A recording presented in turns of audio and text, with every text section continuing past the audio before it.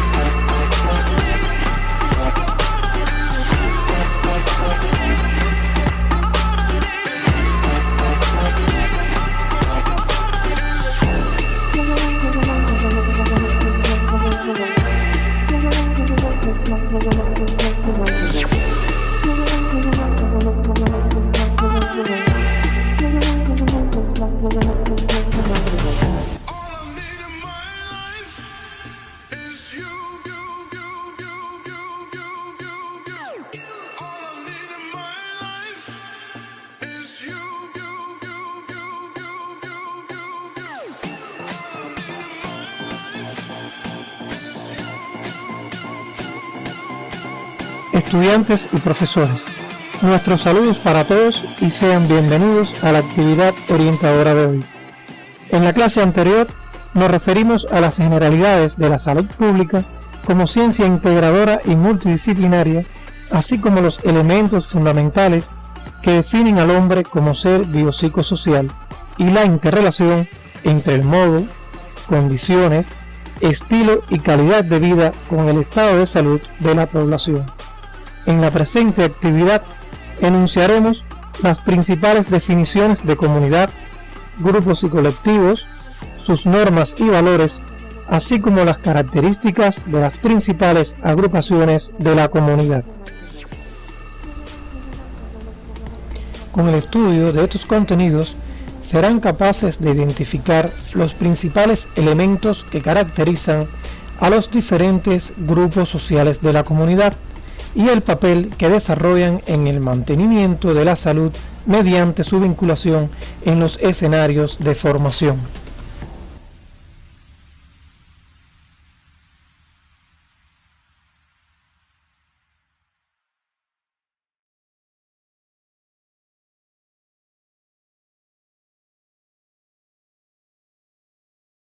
Como estudiamos en la asignatura precedente, existen varias definiciones o conceptos relacionados con el término comunidad, cada una dependiente de la posición filosófica y del espacio objeto de análisis que se le dé respuesta.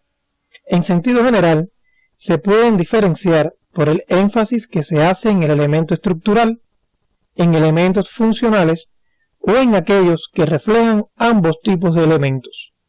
Recuerden que una comunidad es un grupo o conjunto de personas que comparten elementos en común, tales como un idioma, costumbres, valores, tareas, visión del mundo, ubicación geográfica, estatus social, roles, entre otros. Por lo general, en una comunidad se crea una identidad común que es compartida, elaborada y socializada entre sus integrantes.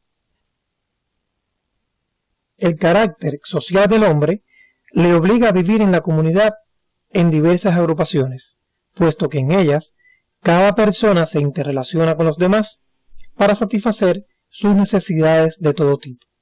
Esta vida en sociedad y mediante el proceso de comunicación determinan el surgimiento y desarrollo de la conciencia del hombre. Desde el nacimiento hasta la muerte, la existencia humana se desenvuelve en grupos sociales, es decir, se nace en familia y se sigue en ellos. Para el médico que se desempeña en la comunidad, es de gran importancia identificar los diferentes grupos sociales. Se entiende por grupo la formación relativamente estable de dos o más personas que posee una forma permanente y directa de comunicación a través de un proceso de interacción constante dado por las características de su actividad conjunta, la cual a su vez va a influir en toda su organización y dinámica interna.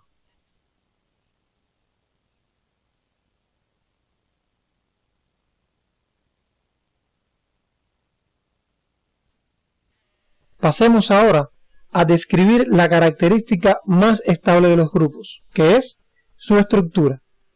La misma indica cómo se organizan, funcionan e interrelacionan los distintos miembros entre sí. Es decir, consiste en el subsistema de relaciones estables de carácter recíproco, que los miembros realizan durante el desempeño de sus diferentes roles. Existe una estructura oficial o formal y otra no oficial o informal. La estructura oficial o formal del grupo se refiere a las relaciones que se establecen para el desarrollo de las tareas pautadas de manera oficial. Refleja las interrelaciones de las personas por el principio oficial o funcional. Por ejemplo, ustedes constituyen un grupo formal. La estructura formal y no formal del grupo constituye una unidad. El carácter equilibrado de esta unidad influye sobre su capacidad colectiva para resolver con eficacia las tareas planteadas. A continuación, describiremos la estructura oficial de los grupos. Esta comprende los aspectos siguientes. Las relaciones de autoridad, que tiene un carácter jerárquico donde está establecido el orden de autoridad y subordinación en el grupo. Las funciones específicas de los miembros, en las cuales quedan definidos los roles o funciones que debe desempeñar cada cual en el grupo. El sistema de comunicaciones, el cual debe estar definido quién informa a quién y cómo ha de efectuarse las interrelaciones para la tarea. Y la integración normativa, dada por las normas que deben observarse para el desarrollo de tareas concretas y para las funciones generales del grupo. Por otra parte, la estructura no oficial o no formal del grupo deviene en subsistema de vínculos con un matiz emocional que se desarrolla de manera espontánea entre los miembros del grupo. Aquí, las interrelaciones se construyen según los principios de las relaciones personales: simpatía o antipatía, confianza o desconfianza, reconocimiento o negativismo. En estas relaciones, las personas tienen posibilidad de revelar distintos aspectos de su individualidad. Por ello, unas adquieren más influencias y otras menos, según sus cualidades. La estructura no oficial comprende varios aspectos que mencionaremos a continuación. Las relaciones de amistad y enemistad entre los individuos, los diferentes subgrupos o coaliciones desarrolladas de manera espontánea entre ellos, y toda una serie de costumbres, hábitos, creencias y normas desarrolladas de forma natural.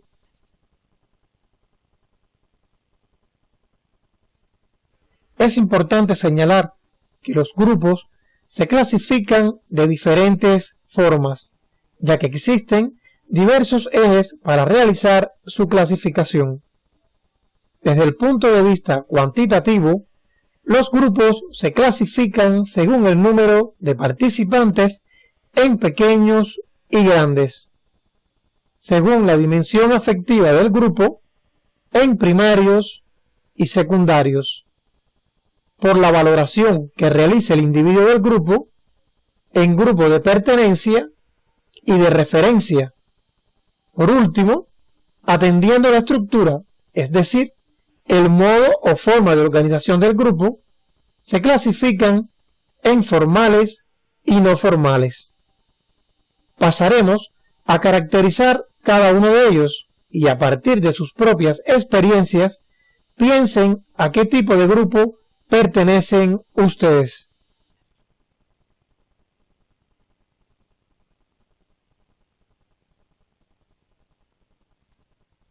Como señalamos anteriormente, los grupos pueden clasificarse desde el punto de vista cuantitativo. Al considerar este eje, según el número de participantes, podemos identificar el grupo pequeño, en el cual resulta posible establecer relaciones directas cara a cara entre sus integrantes. Su límite inferior es de 2 personas y el máximo de 30.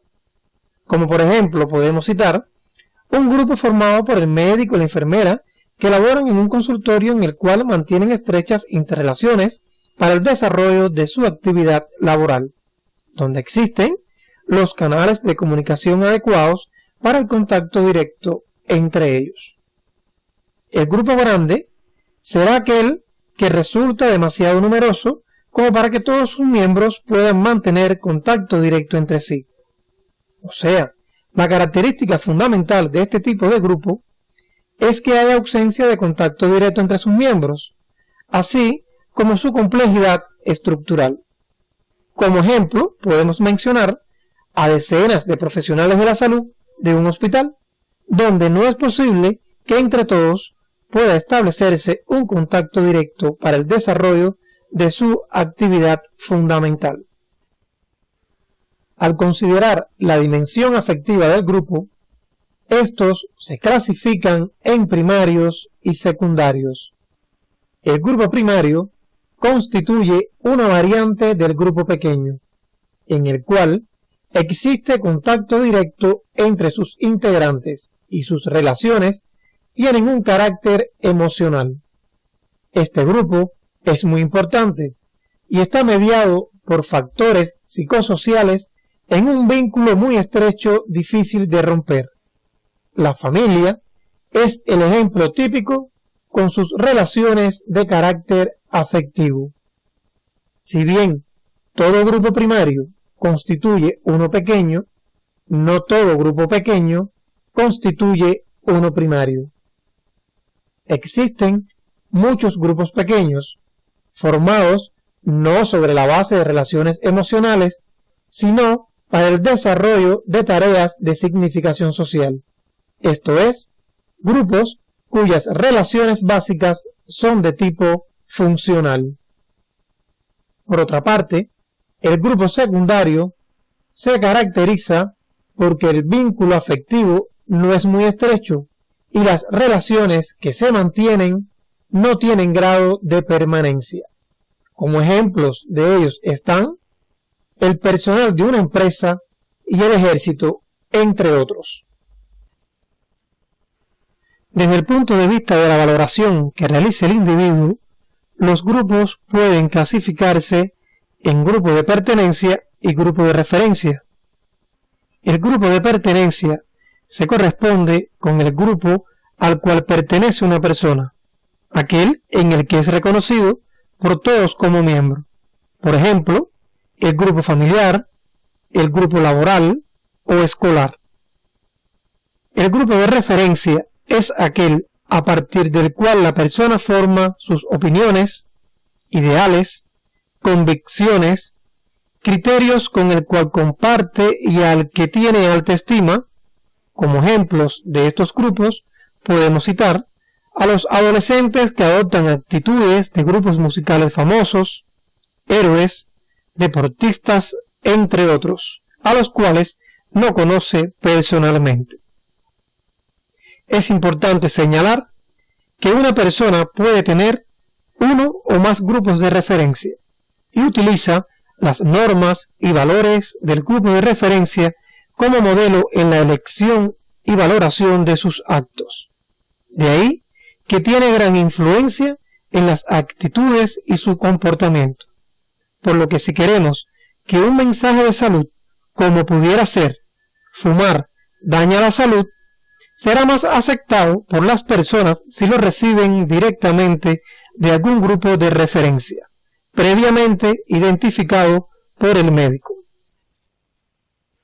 Los grupos también se pueden clasificar desde el punto de vista de su estructura, es decir, del modo o forma de organización del mismo, y pueden ser formales o informales.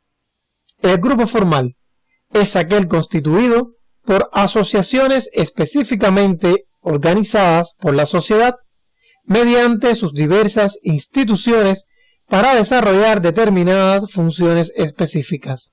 Como ejemplo de este tipo de grupos se encuentran un grupo estudiantil, una brigada de trabajo industrial, la tripulación de un avión, un equipo deportivo.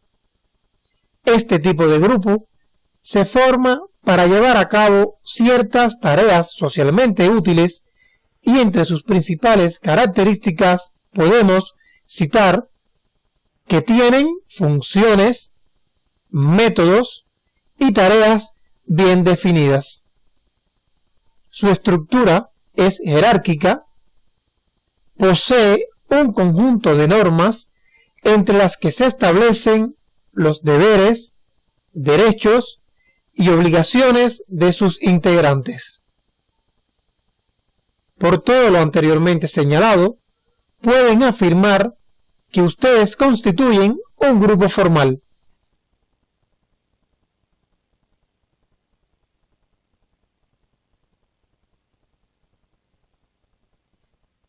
Los grupos no formales generalmente constituyen un pequeño número de personas con una estructura no formal. Como ejemplos en la vida diaria se encuentran los grupos de amigos, vecinos, compañeros de trabajo y de la misma escuela. Como principales características de estos grupos no formales, podemos mencionar que se forman de manera espontánea, sobre la base de la simpatía, la amistad personal, intereses o aficiones comunes, establecen costumbres, códigos, obligaciones y hasta rituales. Ahora estarán en condiciones de identificar quiénes integran a algún grupo informal al que también ustedes pertenecen.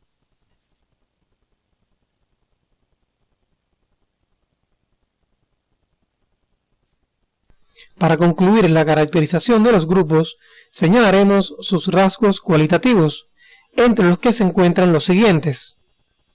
Su objetivo. Se plantea en distintas formas, como por ejemplo, juego, actividad laboral, actividad política, utilización del tiempo libre, intereses culturales o religiosos, entre otros, el cual se alcanza mediante la contigüidad espacial y simultaneidad entre sus miembros. El contacto se efectúa por medio de la vista y la palabra. Estructura social determinada. La comunicación social entre sus miembros. Normas propias del grupo independientemente de las normas sociales. Unión entre sus miembros, imperando un clima social. Y el tamaño del grupo limitado.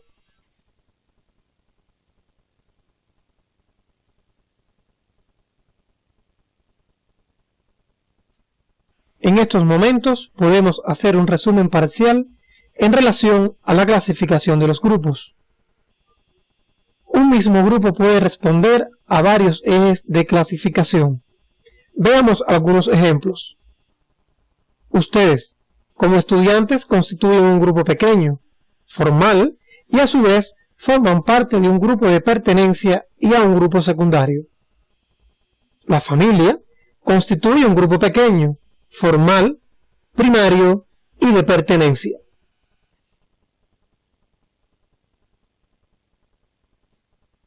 Existen otros conjuntos de personas que están en contacto en un lugar y en un tiempo determinado, pero la relación social existente entre sus miembros es efímera, a pesar de que tienen un objetivo en común.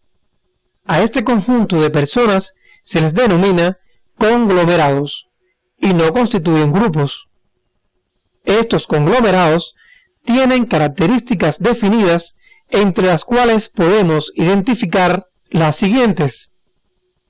No están organizados. Los integrantes son casi extraños unos con otros. No existen posiciones sociales ni funciones sociales.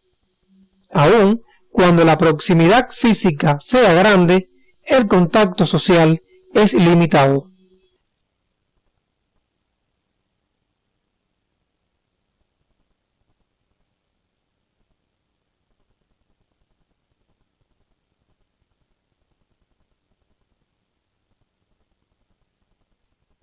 En la sociedad existen diversos tipos de conglomerados, entre los cuales se describen los siguientes. La multitud, que es un conglomerado de personas con escasa interacción que ocupan un espacio físico en un momento determinado y cuyos objetivos de los integrantes son individuales, propios y de accionar pacífico. El auditorio, que es el conjunto de personas que asiste deliberadamente a algún acto, espectáculo o representación, donde su atención está concentrada con respecto a los actores o conferentes. La manifestación son concentraciones de personas que se reúnen para promover ideas. Los integrantes participan activamente, aunque con diferente intensidad y con una organización débil y temporal. En la comunidad existen personas que tienen en común ciertas características como la edad, el sexo, condiciones físicas, psíquicas y exposición a riesgos biopsicosociales similares, que el médico, al identificarlas, las puede agrupar, siempre con su consentimiento, para realizar actividades de promoción de salud y prevención de enfermedades, y contribuir además a elevar su estado de salud y calidad de vida. Entre estas agrupaciones comunitarias que realizan actividades por la salud que pueden crearse, se encuentran los círculos de abuelos, los círculos de adolescentes y los círculos de embarazadas, que pasaremos a caracterizar a continuación.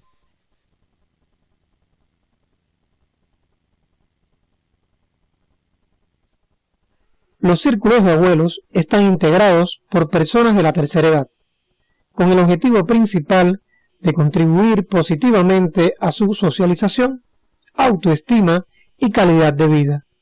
Para lograrlo, se realizan un grupo de actividades utilizando diferentes espacios sociales que le permiten compartir intereses, desarrollar diversas actividades recreativas culturales, la práctica de ejercicios físicos y una mejor utilización de su tiempo libre. La experiencia sobre el tema indica que la denominación de estas agrupaciones puede variar según el contexto.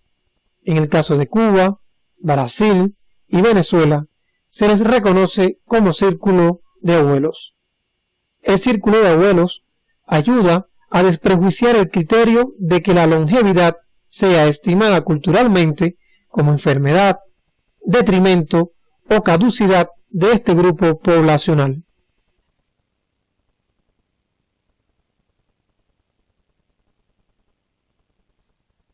Otra agrupación comunitaria de interés para el profesional de la atención primaria de salud es la integrada por adolescentes, bajo el principio de plena voluntariedad, respondiendo a intereses, inquietudes y necesidades comunes. Esta agrupación indistintamente se conoce como círculo o grupo de adolescentes.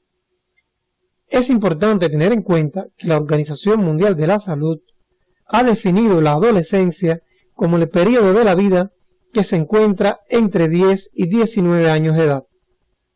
El propósito fundamental de los profesionales de la atención primaria con este grupo es fomentar la realización de diferentes actividades de promoción de salud y prevención de riesgos y enfermedades encaminadas a contribuir a elevar su calidad de vida.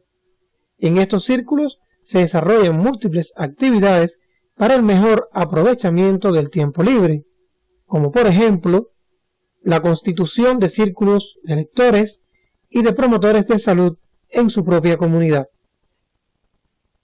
Por último, expondremos otro ejemplo de agrupación comunitaria, el Círculo de Embarazadas, en el cual el personal de salud tiene como objetivo fundamental educarlas en aspectos de promoción de salud para una maternidad saludable.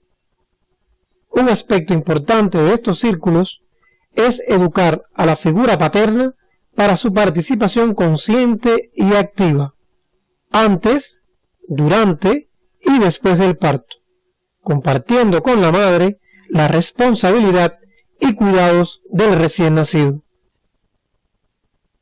En la comunidad también se encuentran como agrupaciones humanas los colectivos. Estos constituyen una forma cualitativamente superior al grupo y poseen objetivos valiosos desde el punto de vista social. Sus miembros, conscientes del valor de estos objetivos, contribuyen como una unidad a la realización de los mismos. Los colectivos luchan por metas que benefician a la colectividad y sus integrantes sienten satisfacción personal al realizar el trabajo en pos de esta meta para satisfacer una necesidad social.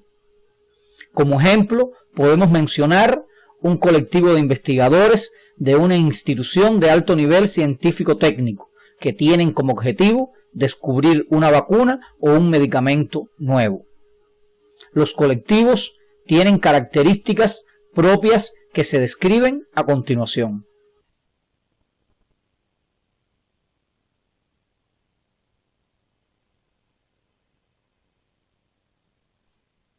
Todo colectivo tiene características propias como son: constituido por un conjunto de personas, cuenta con una estructura u organización dada por los estatus y los roles de sus miembros, tienen un fin común, está regido por un conjunto de valores y normas aceptadas y cumplidas por todos sus integrantes, y existe gran interacción entre todos sus miembros.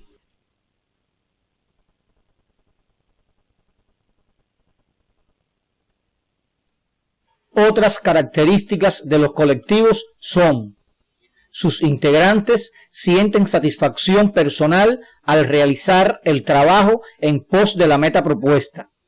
Existe en ellos una organización armónica en la que los que dirigen cuentan con el respaldo moral de todos los miembros, pues representan los ideales y fidelidad de la mayoría. Los colectivos, a su vez, se clasifican en primarios y secundarios. Sus características deben ser revisadas en la bibliografía básica del tema que se encuentra en el CD de la asignatura.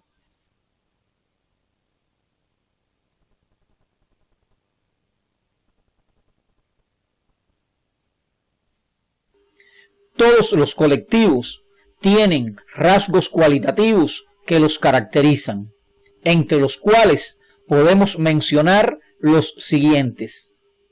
Sus miembros están conscientes de su importancia como célula de la sociedad y comprenden que su aporte contribuye al desarrollo de la misma. En los colectivos se elimina la distancia social entre jefes y miembros. Sus miembros se valoran según sus logros y capacidades. El prestigio descansa en el rendimiento, por eso no hay luchas por el poder y el prestigio. Todos se sienten responsables por la tarea. El intercambio de informaciones es más intenso que en el grupo. No hay secretos ni bloqueos de información. Todos los miembros tienen acceso al jefe en igual medida. El colectivo hace suyo de manera consciente las normas de la sociedad, la solidaridad y la ayuda durante el trabajo, y los llevan a las relaciones entre sus miembros. Los métodos educativos fundamentales son el elogio, la crítica constructiva y la autocrítica, no el castigo. Y el espíritu colectivo también se manifiesta en un trato cordial y sincero, pues se sienten protegidos como en casa.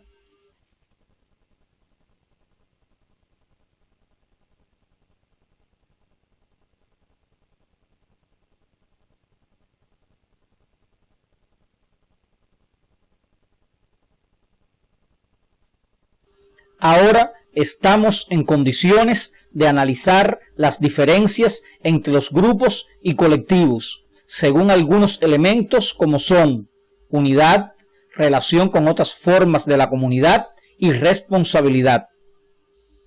En cuanto a la unidad, el grupo tiene fuerza cohesionadora, pero en el colectivo se muestra con mayor intensidad y se basa en objetivos comunes de alto valor social, lo que no siempre ocurre en el grupo.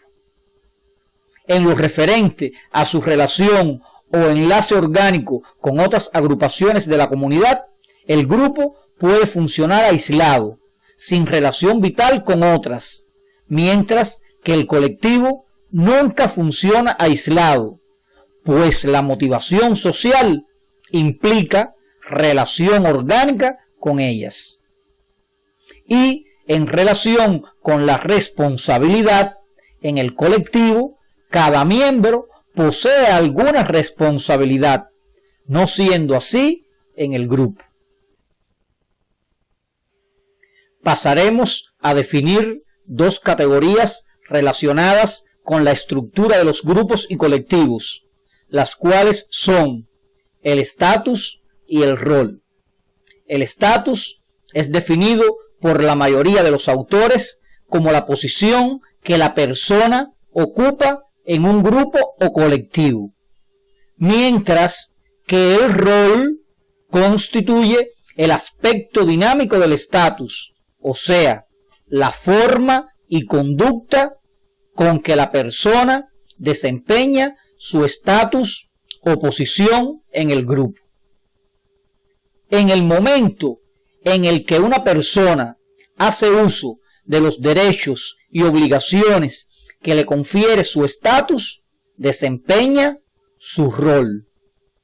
Los roles no son comportamientos rígidos, arbitrarios ni automáticos. Están estandarizados en una determinada cultura. El estatus y el rol no son conceptos independientes, sino que se relacionan estrechamente, aunque no son idénticos.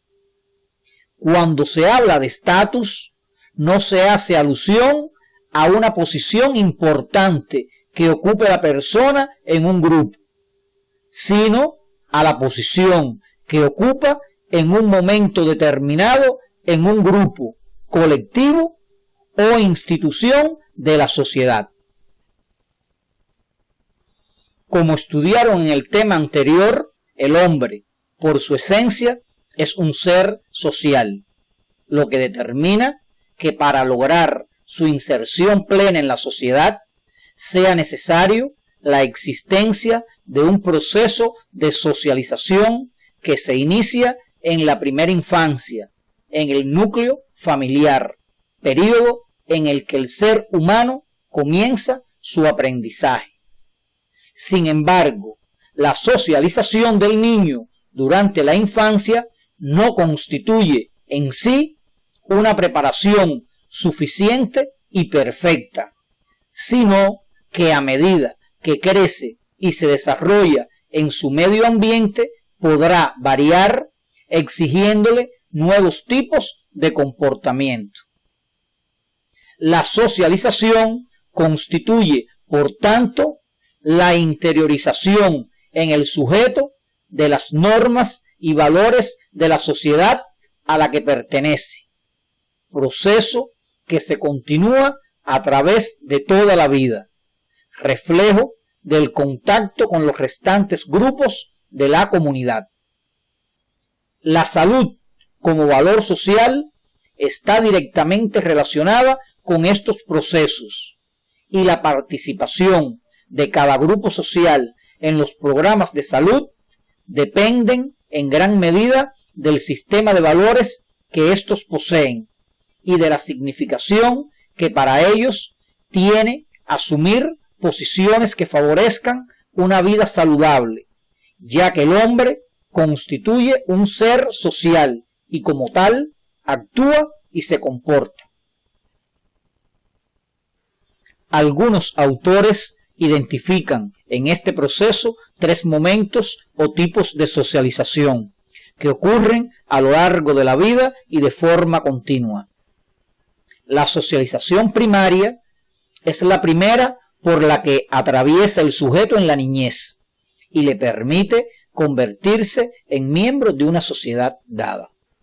La socialización secundaria, como proceso posterior, demarca la introducción del sujeto en los espacios institucionalizados, en particular la escuela y el trabajo. Por último, la socialización terciaria, para referirse al proceso de readaptación y reapropiación que deben experimentar las personas ante cambios radicales y profundos en sus condiciones de vida.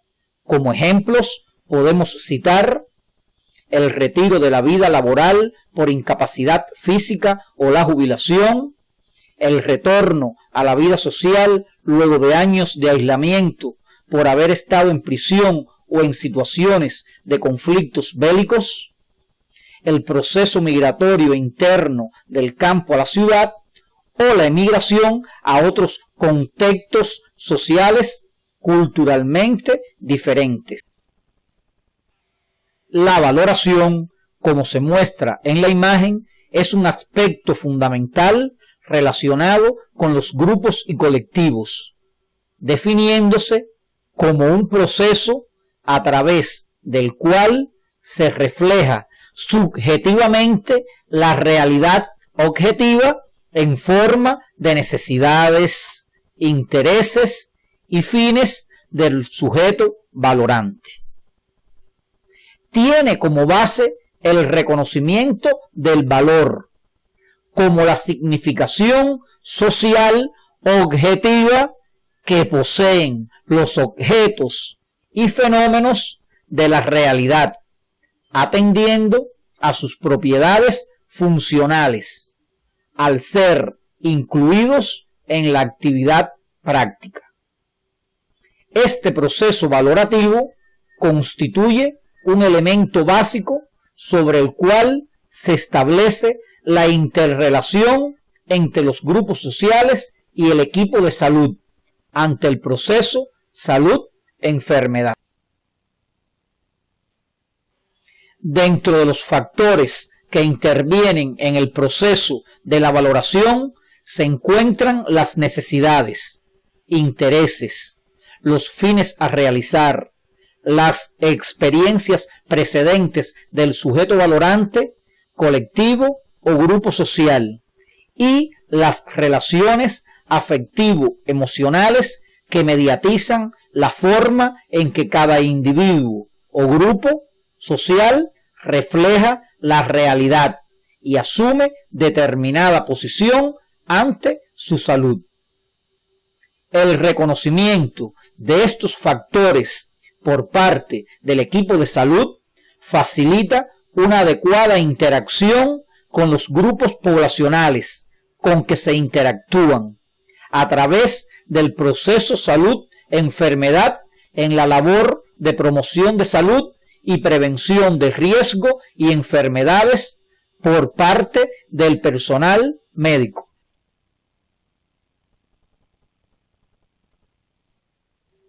Existe una jerarquía de valores.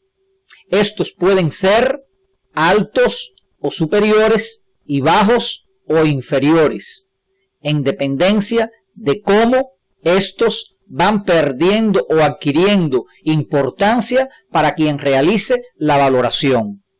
A esto se debe que sean también relativos, ya que cada persona valora las cosas a través de su prisma.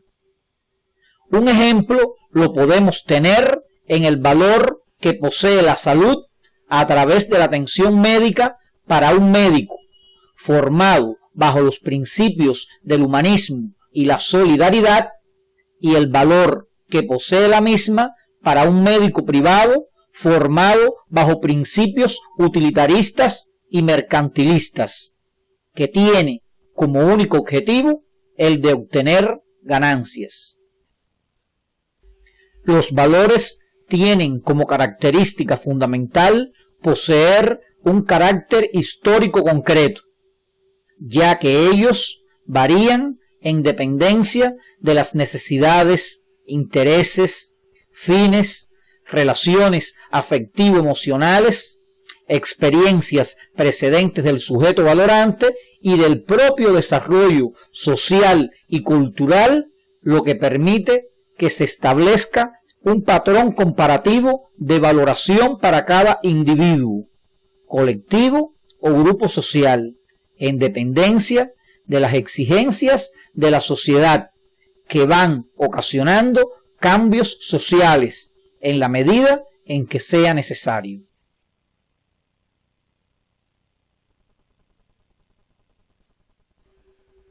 El valor, a su vez, en su estructura, posee un carácter dicotómico, por lo que éste puede ser objetivo, cuando la valoración refleja la realidad tal y como es, y subjetivo al reflejarla bajo los efectos del prisma de la valoración de cada individuo.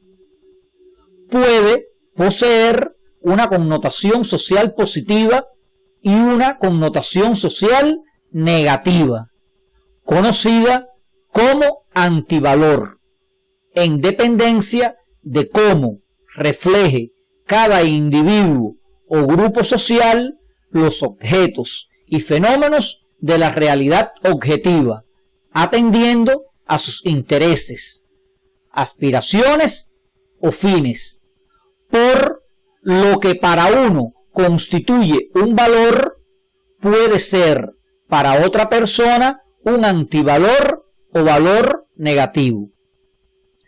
Por ejemplo, el valor moral de la honestidad para una persona deshonesta, su comportamiento no constituye un valor negativo, porque se corresponde con sus intereses. Pero para las personas honestas, la actitud de esa persona, en dependencia de su actuación, constituye un antivalor. Es de vital importancia tener conocimiento de estos elementos, ya que las personas se representan la realidad objetiva de una forma muy específica en relación con lo anteriormente señalado, y atendiendo a la labor de promoción de salud que se realice por parte del equipo de salud, se podrá lograr cambios en sus estilos y condiciones de vida. En estos momentos enunciaremos algo que todos hemos oído hablar en nuestros hogares, en la calle, en las aulas y otros lugares, que son las normas de conducta. Estas se definen como las formas de regulación de la conducta social presentes en cada una de las esferas de la vida en sociedad. La sociedad, en sus múltiples formas de manifestación y desarrollo, exige de formas de regulación de la conducta humana, y existen diversos órdenes normativos que históricamente han regulado la conducta del hombre. Estos son la moral, la religión, los convencionalismos sociales y el derecho. La complejidad de las relaciones sociales lleva aparejada la interconexión de estas.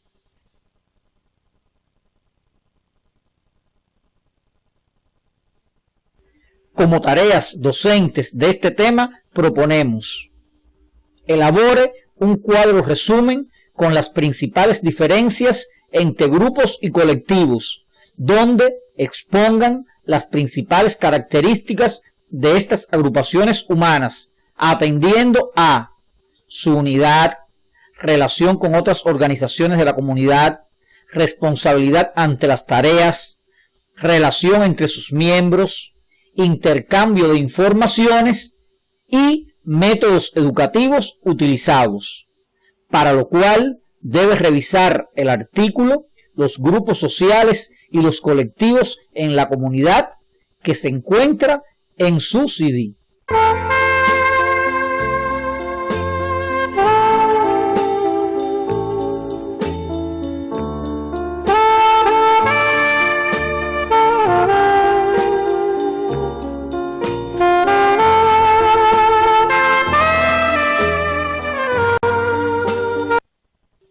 Argumentar la importancia que para el trabajo comunitario del médico tienen las diversas agrupaciones comunitarias estudiadas, teniendo en cuenta sus objetivos y su contribución a la modificación de los principales problemas de salud de su comunidad.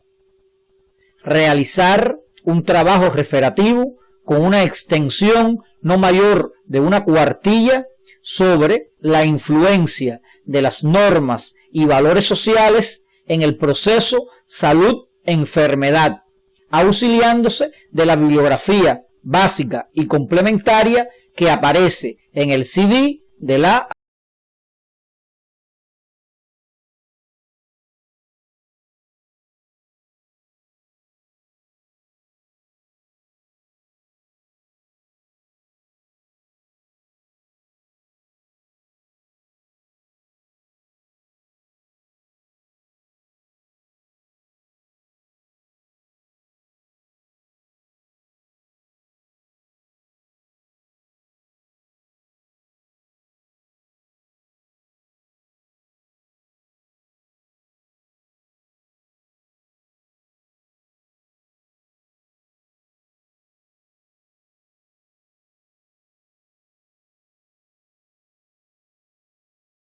En una población donde predominan las personas de la tercera edad, fundamente la importancia del conocimiento del proceso de socialización para la labor diaria del médico de familia.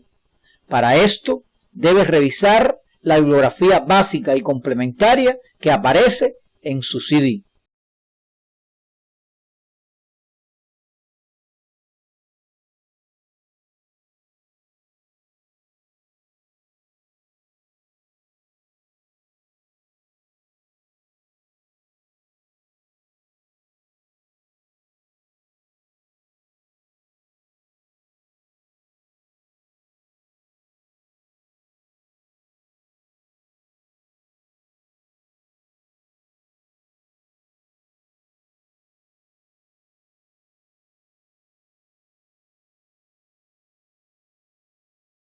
A manera de cierre de esta actividad, podemos concluir que, a lo largo de la vida, las personas transitan por diferentes grupos e instituciones y en contextos sociales específicos según sus vivencias. El grupo y el colectivo constituyen dos formas organizativas de las comunidades humanas y presentan cada uno rasgos cualitativos que los caracterizan. La identificación y fomento de las agrupaciones comunitarias contribuyen a mejorar el estado de salud de la población. En el proceso de socialización se produce la apropiación por los individuos de los contenidos de la cultura de cada sociedad, lo que garantiza su reproducción y perpetuidad. El valor como fenómeno de la conciencia social orienta la actuación de los hombres en sus diferentes grupos sociales. constituye los sueños que orientan el quehacer de los mismos y son una expresión ideológica de sus intereses. Las normas en la regulación de la conducta humana constituyen una expresión de los sistemas de valores existentes, tanto colectivo como individualmente. Hoy hemos presentado la definición de grupos y colectivos, los elementos que los caracterizan. Se estudiaron también algunas de las agrupaciones de la comunidad que se relacionan con actividades que contribuyen a elevar el estado de salud de la población y explicamos el proceso de socialización en los grupos mediante el cual se interiorizan las normas y valores de la sociedad durante toda la vida, de gran importancia para la producción social de salud. En la próxima actividad orientadora nos corresponde tratar los contenidos relacionados con la familia como célula básica de la sociedad, sus principales funciones y su representación gráfica denominada familiograma.